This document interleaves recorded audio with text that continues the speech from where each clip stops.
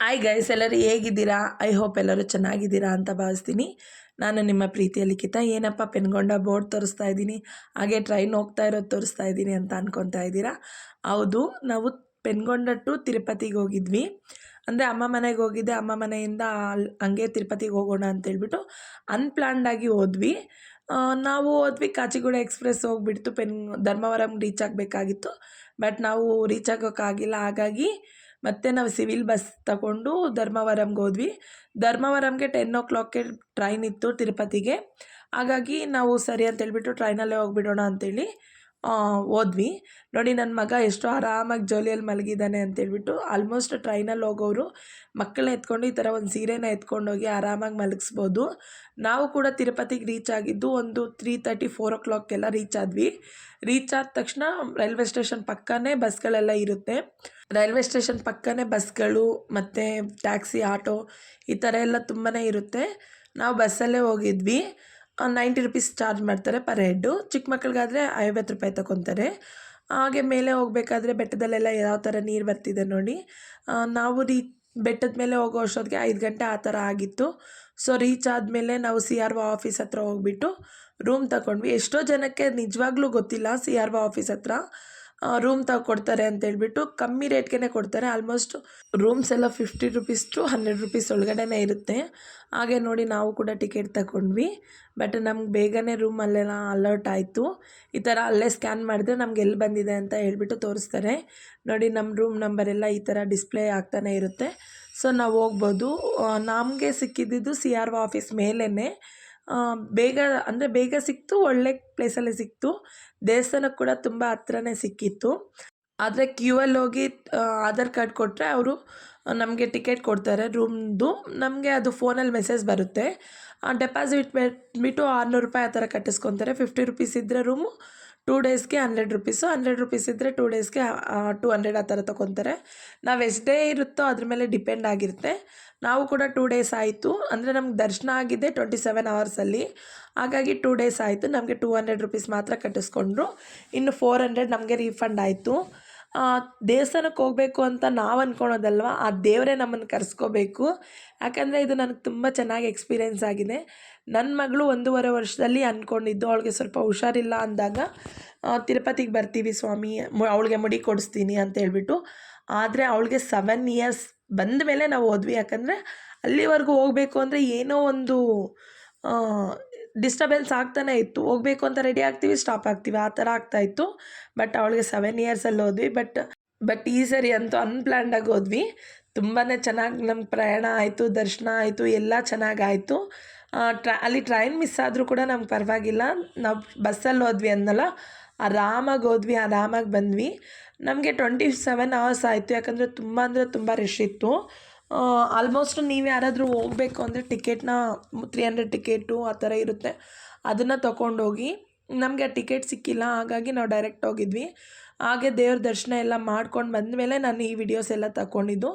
Phone ಅಲ್ಲೋ ಇರಲ್ಲ ಅಲ್ವಾ, ಹಾಗಾಗಿ ನಾನು ಫೋನೇನು ಎತ್ಕೊಂಡೋಗಿಲ್ಲ.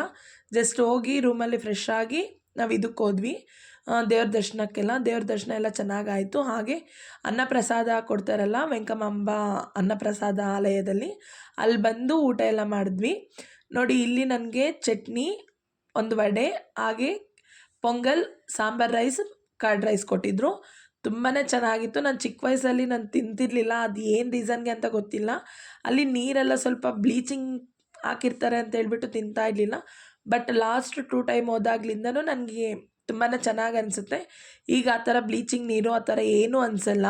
ನನಗಿಲ್ಲಿ ಒಂದು ಸ್ವೀಟ್ ಮೆಮೊರೀಸ್ ಇದೆ. ಸ್ವೀಟ್ ಮೆಮೊರಿ ಅಂದರೆ ನಮ್ಮ ಫ್ಯಾಮ್ಲಿ ಫುಲ್ಲೆಲ್ಲ ಹತ್ಕೊಂಡಿದ್ರೆ, ಬಟ್ ನಾನು ಮಾತ್ರ ಫುಲ್ ಎಂಜಾಯ್ ಮಾಡಿರೋ ಮೆಮೊರಿ ಅದು.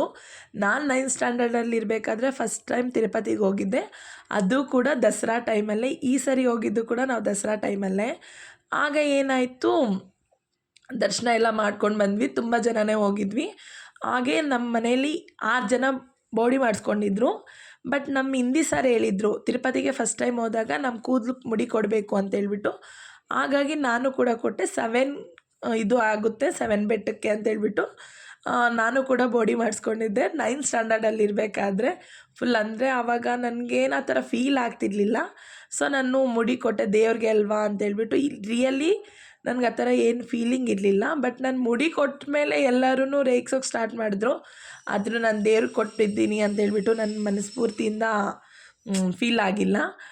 ಇಲ್ಲಿ ಏನು ಅಂದರೆ ದೇವ್ರ ದರ್ಶನ ಎಲ್ಲ ಮಾಡ್ಕೊಂಡು ಬಂದಾದಮೇಲೆ ನಾನು ಮಿಸ್ ಆಗಿಬಿಟ್ಟಿದ್ದೀನಿ. ಅಮ್ಮ ಕೈ ಹಿಡ್ಕೊಂಡು ನಾನೇನೋ ಕೇಳ್ತಾ ಇರ್ತೀನಿ. ಅಲ್ಲಿ ನಮ್ಮಮ್ಮ ನನ್ನನ್ನು ನೋಡ್ಕೊಂಡೇ ಹೋಗ್ಬಿಡ್ತಾಳೆ. ನಾನು ಯಾರನ್ನೋ ತಮಿಳವ್ರ ಕೈನ ಹಿಡ್ಕೊಂಡು ಅಮ್ಮ ಅಮ್ಮ ಅಂತ ತೆಲುಗಲ್ಲಿ ಕೇಳ್ತಿದ್ರೆ ಅವರು ಎನ್ನಾಚಿ ಎನ್ನಾಚಿ ಅಂತ ಹೇಳ್ಬಿಟ್ಟು ಅಂತಿದ್ದಾರೆ. ಬಟ್ ನನಗೆ ಅಮ್ಮ ಸಿಕ್ಕಿಲ್ಲ. ಸರಿ ನಮ್ಮ ಅಮ್ಮ ಸಿಕ್ಕಿಲ್ಲ ಅಂತೇಳ್ಬಿಟ್ಟು ನಾನು ಹತ್ಕೊಂಡು ಕೂತಿಲ್ಲ. ದಸರಾ ಅಲ್ವಾ, ಆನೆಗಳು ಎಲ್ಲ ದೇವ್ರ ಮೆರವಣಿಗೆ ಎಲ್ಲ ಮಾಡ್ತಾಯಿದ್ರು. ಹಾಗೆ ಆವಾಗ ದೇವಸ್ಥಾನದ ಮುಂದೆನೇ ತುಂಬ ಪ್ರೋಗ್ರಾಮ್ಗಳೆಲ್ಲ ಅರೇಂಜ್ ಮಾಡ್ತಾಯಿದ್ರು ನಾನು ಹೋದಾಗ. ಬಟ್ ಈ ಸರಿ ಏನು ಅಷ್ಟೊಂದು ಅರೇಂಜ್ಮೆಂಟ್ ಏನೂ ಇರಲಿಲ್ಲ. ಹಾಗಾಗಿ ಅವನ್ನೆಲ್ಲ ನೋಡಿಕೊಂಡು ಕೋನೇರು ನೋಡಿಕೊಂಡು ಎಲ್ಲ ಕಡೆಯೂ ಎಲ್ಲ ದರ್ಶನವೂ ಚೆನ್ನಾಗಿ ಮಾಡಿಕೊಂಡು ಹ್ಯಾಪಿಯಾಗಿ ಓಡಾಡ್ಕೊಂಡಿದ್ದೀನಿ. ನಮ್ಮಮ್ಮ ಅವರೆಲ್ಲ ನನ್ನ ಹುಡುಕಿ ಫುಲ್ ಸುಸ್ತಾಗಿದ್ದಾರೆ. ಅದು ಯಾವ ಥರ ಐಡೆಂಟಿಫೈ ಮಾಡ್ಕೊಂಡಿದ್ದಾರೆ ಅಂದರೆ ನನ್ನ ತಮ್ಮ ಎಲ್ಲರೂ 6 ಗುಂಡೆ ಇದೆ, ಇನ್ನು 7 ಗುಂಡಿಲ್ಲ, ಇನ್ನೊಬ್ಬರು ಮಿಸ್ ಆಗಿದ್ದಾರೆ ಅಂತ ಹೇಳ್ಬಿಟ್ಟು ಹೇಳ್ದಾಗ ಇವರೆಲ್ಲ ನನ್ನ ನೋಡ್ಕೊಂಡಿದ್ದಾರೆ. ಆವಾಗ ನಮ್ಮಮ್ಮ ಎಲ್ಲ ಹುಡುಕಿ ಎಲ್ಲಿ ಸಿಗದೆ ಇರೋದಕ್ಕೆ ನಮ್ಮಮ್ಮ ಹುಡುಕಿನೇ ಸುಸ್ತಾಗಿ ಅವನ್ನ ಹಾಸ್ಪಿಟ್ಲಿಗೆ ಕರ್ಕೊಂಡೋಗಿದ್ರು. ಯಾಕಂದರೆ ನಾನು ಇದ್ದಿದ್ದು ಒಂದೇ ಮಗಳು, ಚಿಕ್ಕಮ್ಮಗೆ ಅಮ್ಮಗೆ 3 ಜನ ಬಾಯ್ಸಲ್ಲಿ ನಾನೊಬ್ಬಳೇ ಗರ್ಲ್ಸು. ಹಾಗಾಗಿ ನನ್ನೊಬ್ಬಳೇ ಅಲ್ವಾ ಮಗಳು ಅಂತೇಳ್ಬಿಟ್ಟು ಅವ್ರು ಫುಲ್ ಟೆನ್ಷನಲ್ಲಿ ಹುಡುಕ್ಬಿಟ್ಟಿದ್ದಾರೆ. ಪ್ಲಸ್ ನಮ್ಮ ಅಜ್ಜಿಗೆ ನಾನಂದರೆ ತುಂಬಾ ಇಷ್ಟ. ಮೈನ್ ನಮ್ಮ ಅಜ್ಜಿ ಇನ್ನೂ ಬೈತಾರೆ ಅನ್ನೋದು ಭಯ ತುಂಬ ಅವ್ರಿಗೆ ತುಂಬಾ ಇತ್ತು. ಹಾಗಾಗಿ ಎಲ್ಲ ಹುಡುಕಿದ್ದಾರೆ. ಬಟ್ ನನಗೆ ಯಾರೋ ಕನ್ನಡದವ್ರು ಸಿಕ್ಕಿದ್ರೆ ಅವ್ರಿಗೆ ಮಕ್ಕಳಿರಲಿಲ್ಲ. ಅವರು ನನಗೆಲ್ಲ ಚೆನ್ನಾಗಿ ತಿನ್ನೋಕೆ ಅದಕ್ಕೂ ಇದಕ್ಕೂ ಕೊಡಿಸ್ತಾಯಿದ್ರೆ ಅವ್ರ ಜೊತೆಯಲ್ಲಿ ತಿನ್ಕೊಂಡು ಆರಾಮಾಗಿದ್ದೀನಿ. ಅನೌನ್ಸ್ ಮಾಡಿದಾಗ ನನಗೆ ಅಳು ಬಂತು, ನಾನು ಮಿಸ್ ಆಗಿದ್ದೀನಿ ಅಂತ. ಅಲ್ಲಿವರೆಗೂ ನಾನು ಮಿಸ್ ಆಗಿದ್ದೀನಿ ಅಂತ ನನಗೆ ಫೀಲ್ ಕೂಡ ಇರಲಿಲ್ಲ. ಸರಿ ಅಂತೇಳ್ಬಿಟ್ಟು ಅವ್ರನ್ನ ಇವ್ರನ್ನ ಕೇಳಿಕೊಂಡು ಅನೌನ್ಸ್ ಆಫೀಸ್ ಹತ್ರ ಹೋದರೆ ಅಲ್ಲೆಲ್ಲ ಫುಲ್ ವೆಯ್ಟ್ ಮಾಡ್ಕೊಂಡು ಕೂತಿದ್ರು. ಬಟ್ ಫೈನಲಿ ನಮ್ಮ ಅಮ್ಮಗೆ ಸಿಕ್ಕಿದೆ ನಾನು. ನಿಮ್ಗೆ ಯಾರಿಗಾದ್ರೂ ಈ ಥರ ಮೆಮೊರಿ ಇದ್ದರೆ ಕಾಮೆಂಟ್ ಮಾಡಿ, ಯಾವ ದೇವಸ್ಥಾನದಲ್ಲಿ ಮಿಸ್ ಆಗಿದ್ದೀರಾ ಆ ಥರ ಏನಾದ್ರೂ. ಬಟ್ ನಾನಂತೂ ತಿರುಪತಿಯಲ್ಲಿ ಒಂದು ಸರಿ ಮಿಸ್ ಆಗಿದ್ದೆ. ಬಟ್ ಈಗ ಆ ಥರ ಏನೂ ಇಲ್ಲ. ಹಾಗೆ ಈ ಸರಿ ಕೂಡ ದಸರಾ ಟೈಮ್ ಅಂತ ಹೇಳಿದ್ನಲ್ಲ, ಈವ್ನಿಂಗ್ 6:30 ದೇವ್ರ ಮೆರವಣಿಗೆ ಬಂದಿತ್ತು. ತುಂಬಾ ಚೆನ್ನಾಗಿತ್ತು ನೋಡೋದಕ್ಕಂತೂ 2 ಕಣ್ಣು ಸಾಕಾಗಿಲ್ಲ. ವಿಡಿಯೋಗಿಂತ ಡೈರೆಕ್ಟಾಗಿ ನೋಡಬೇಕಾಗಿತ್ತು. ತುಂಬಾ ಚೆನ್ನಾಗಿತ್ತು. ಹಾಗೆ ಈ ಸರಿ ಕೂಡ 2 ಆನೆಗಳು ಬಂದಿತ್ತು. ನನಗಂತೂ ಇದು ಸೆಕೆಂಡ್ ಟೈಮ್ ಈ ಥರ ದರ್ಶನ ಆಗಿದ್ದು ನನಗೆ. ಹಾಗೆ ವರಾಹಸ್ವಾಮಿ ಟೆಂಪಲ್ಗೆ ಕೂಡ ಹೋಗಿದ್ವಿ. ಚರಿತ್ರೆಗಳ ಪ್ರಕಾರ ಏನು ಹೇಳ್ತಾರೆ ಅಂದರೆ, ವರಾಹಸ್ವಾಮಿದು ಫುಲ್ ಕ್ಷೇತ್ರ ಎಲ್ಲ ಆ ಕ್ಷೇತ್ರದ ಮೇಲೆ ತಿರುಪತಿ ತಿಮ್ಮಪ್ಪ ಸ್ವಾಮಿ ಬಂದು ನೆಲೆಸಿರೋದು ಅಂತ. ಹಾಗಾಗಿ ತಿರುಪತಿ ತಿಮ್ಮಪ್ಪ ಶಾಸನದಲ್ಲಿ ಬರ್ಕೊಳ್ತಾರೆ ಇಬ್ಬರು ಒಪ್ಪಂದದ ಮೇಲೆ. ಏನು ಅಂದರೆ, ನನಗೆ ಬರೋ ಭಕ್ತಾದಿಗಳೆಲ್ಲ ಫಸ್ಟ್ ನಿನ್ನ ದರ್ಶನ ಮಾಡಿಕೊಂಡು ನಿನ್ನ ಹತ್ರ ಅದಕ್ಕೆನ ಅಂದರೆ ಏನು ಬೇಡಿಕೆ ಬೇಡ್ಕೊತಾರೋ ಅದು ನಿನ್ನ ಬೇಡ್ಕೋಬೇಕು ಫಸ್ಟು.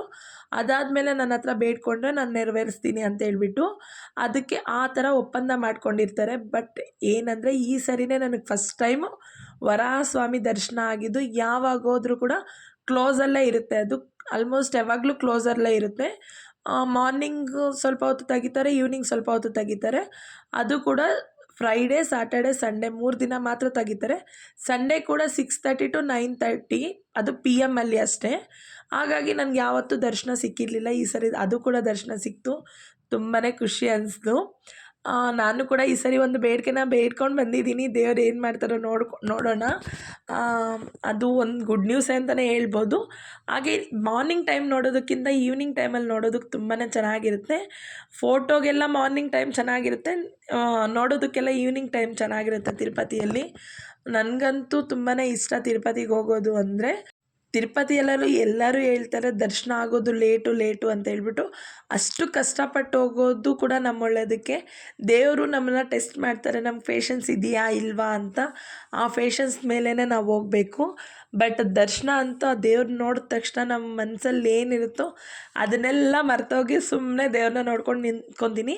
ನನಗೆ ಯಾವಾಗ ತಿರುಪತಿಗೆ ಹೋದರೂ ಕೂಡ ದೇವ್ರ ದರ್ಶನ ತುಂಬಾ ಚೆನ್ನಾಗಾಗುತ್ತೆ. ಹಾಗೆ ನನ್ನ ತಳ್ಳಲ್ಲ. ಎಷ್ಟೊತ್ತು ನಿಂತ್ಕೊಂಡ್ರೂ ಕೂಡ ನಾನು ಒಂದು 5-10 ನಿಮಿಷ ಅಲ್ಲಿ ನಿಂತ್ಕೊಂಡೇ ಬರ್ತೀನಿ, ಅಷ್ಟು ಚೆನ್ನಾಗಾಗುತ್ತೆ. ಹಾಗೆ ನಾನು ಮದುವೆ ಆಗಿ ಹೊಸದ್ರಲ್ಲಿ ಹೋದಾಗ ಕೂಡ ಅಷ್ಟೇ, ನಾನು ಹೋಗ್ಬಿಟ್ಟಿದ್ದೀನಿ ಫುಲ್ಲು ವಾಮಿಟಿಂಗ್ಸು. ಎಷ್ಟು ವಾಮಿಟಿಂಗ್ಸ್ ಅಂದರೆ, ನಮ್ಮ ಮನೆಯವರು ಅರ್ಧ ಬೆಟ್ಟ ಹತ್ತಿ ಮತ್ತೆ ಇಳ್ದಿದ್ವಿ, ಬಾ ಹೋಗೋಣ ದರ್ಶನಕ್ಕೆ ನೆಕ್ಸ್ಟ್ ಟೈಮ್ ಬರೋಣ ಅಂತೇಳ್ಬಿಟ್ಟು ರಿಟರ್ನ್ ಕರ್ಕೊಂಡು ಬರ್ತಾಯಿದ್ರು. ಇಲ್ಲ ನಾನು ದೇವ್ರ ದರ್ಶನ ಮಾಡ್ಕೊಂಡೇ ಹೋಗಬೇಕು ಅಂತ ಹೋದ್ವಿ. ಒಳಗಡೆ ಹೋದ ತಕ್ಷಣ ಚೂರು ವಾಮಿಟ್ ಇರಲ್ಲ ನನಗೆ, ಅಷ್ಟು ನೀಟಾಗಿ ದರ್ಶನ ಆಗುತ್ತೆ. ತುಂಬಾ ಖುಷಿ ಅನಿಸುತ್ತೆ. ನನಗೆ ದೇವ್ರು ಟೆಸ್ಟ್ ಮಾಡ್ತಾರೇನೋ ಅಂತ ಅನಿಸುತ್ತೆ. ಆದರೂ ಅಷ್ಟು ಇದರಲ್ಲೆಲ್ಲ ನಾನು ದೇವ್ರನ್ನ ನೋಡ್ತೀನಲ್ವ, ಅದೇ ನನಗೆ ಖುಷಿ. ಈ ಸರಿ ಹೋದಾಗ ನಾನು ಬೆಟ್ಟ ಹತ್ತಬೇಕು, ಅದು ಅರ್ಧ ಮೆಟ್ಲು ಹತ್ತಿ ಅರ್ಧ ಮೆಟ್ಲು ಇಳಿದು ಬಂದಿದ್ದೀನಿ. ತಿರುಪತಿಗೆ ಹೋದಾಗೆಲ್ಲ ಒಂದೊಂದು ಇನ್ಸಿಡೆಂಟ್ಸ್ ಆಗುತ್ತೆ, ಬಟ್ ದೇವ್ರ ದರ್ಶನ ಫೈನಲಿ ಚೆನ್ನಾಗಾಗುತ್ತೆ.